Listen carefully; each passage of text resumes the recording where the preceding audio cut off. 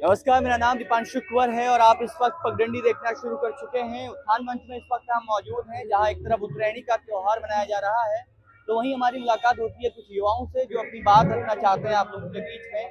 बात माहौल की है, माहौल पटवारी भर्ती से संबंध रखता है। उनसे हम बात करेंगे, कोशिश करेंगे कि कुछ बात कर पाए।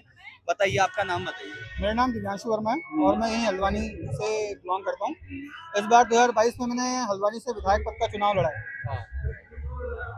अच्छा, आपने 2022 में 2022 में विधायक पद का चुनाव लड़ा है, निर्दलीय चुनाव लड़ा है। अच्छा, आपने यहाँ से चुनाव लड़ा है विधायक पद का? निर्दलीय लड़ा है। अच्छा, तो क्या परिणाम रहा? देखिए, मैं जो चुनाव लड़ा हूँ ये हार और जीत के लिए नहीं लड़ा हूँ।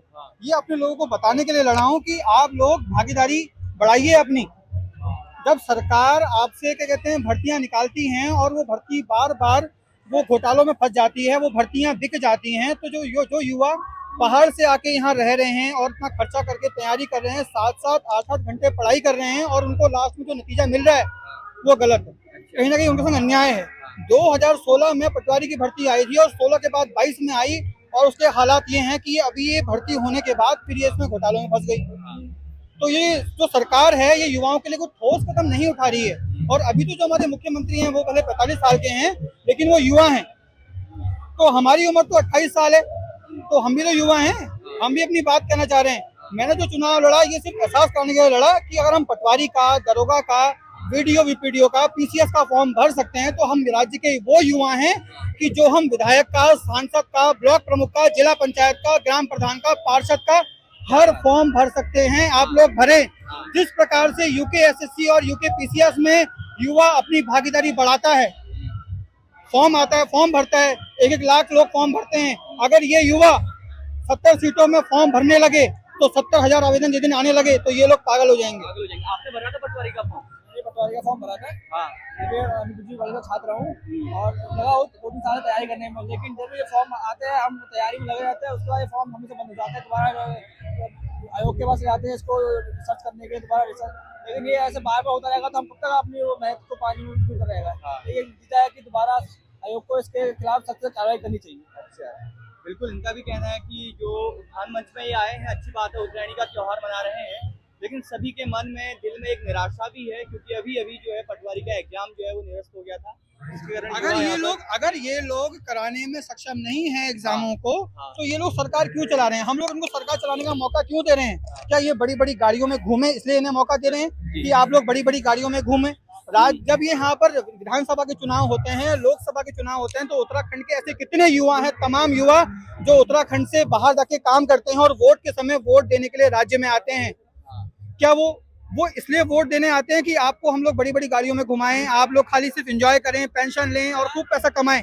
नहीं, हम लोग आपको राज्य में इसलिए चुन के भेजते हैं, विधानसभा में से चुन के भेजते हैं कि आप राज्य की समस्याओं को सुने, उसका समाधान करें, ना कि आप लोग बैठे रहें, आप छोटे मोटे मुद्दे पे आप लोग काम करें।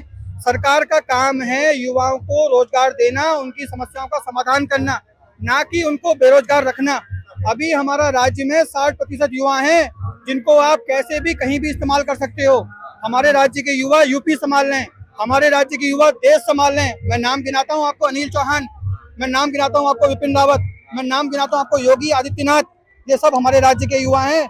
हमारे राज्य के युवाओं में योग्यता की कोई कमी नहीं। अगर कमी है तो सरकार की नीयत में है कि वो उनको कुछ देना नहीं चाह रही है।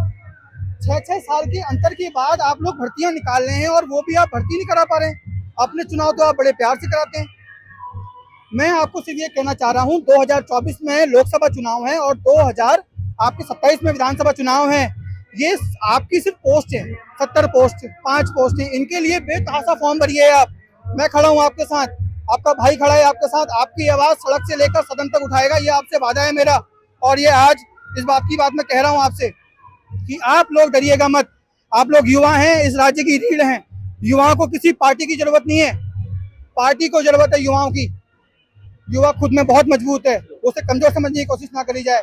और दूसरी बात ये, सॉरी मैं बोल नहीं पाया, आपके जो ये पगडंडी का न्यूज चैनल है, मैं इसको धन्यवाद देता हूँ कि आप लोग जनता की आवाज उठाते हैं। धन्यवाद।